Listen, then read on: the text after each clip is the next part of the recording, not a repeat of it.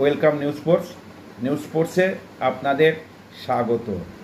আজকে সিএফএলে East Bengal versus Jos টেলিগ্রাফের যে গুরুত্বপূর্ণ ম্যাচটি ছিল, সেই ম্যাচে ইস্টবেঙ্গল পেনাল্টি মিস করেও 4-0 গোলে জিতেছে। প্লিজ চ্যানেলটা সাবস্ক্রাইব করুন, লাইক করুন ও শেয়ার করুন।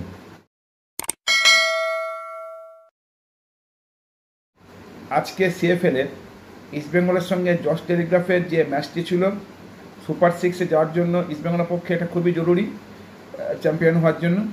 তো ইস্টবেঙ্গল কিন্তু জস টেলিগ্রাফকে 4-0 গোলে হারিয়ে দিয়েছে। গোল করেছে পিভি বিষ্ণু, তারপরে একটা পেনাল্টি মিস করেছে, তারপরে সায়ন ব্যানার্জি, পিভি বিষ্ণু আবার গোল করেছে, আর মনতোষ মাঝি। প্রথমার্ধে কিন্তু গোললেস ছিল। এরপরে 60 মিনিট থেকে মানে দ্বিতীয়ার্ধেরও প্রায় 20 মিনিটের মতো খেলা হয়ে যাওয়ার পর ইস্টবেঙ্গল 4টে গোল দিয়েছে।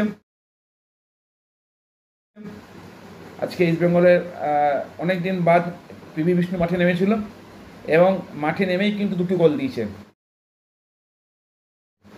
আর সায়ন ব্যানার্জির কাছে তো ইস্টবেঙ্গলের হয়ে গোল করাটা একটা অভ্যাসে পরিণত হয়ে দাঁড়িয়েছে।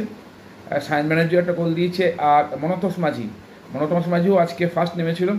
তো মনতোষ মাঝিও কিন্তু আজকে ইস্টবেঙ্গলের হয়ে গোল দিয়েছে এবং 4-0 গোলে জিতেছে। তো জস টেলিগ্রাফ যথেষ্ট ভালো খেলেছিল, মানে প্রথমার্ধটা অন্তত ইস্টবেঙ্গলকে রুখে দিয়েছিল। সবাই ভাবছিল যে একটা অঘটন হতে পারে, কিন্তু কোনো অঘটনই হয়নি।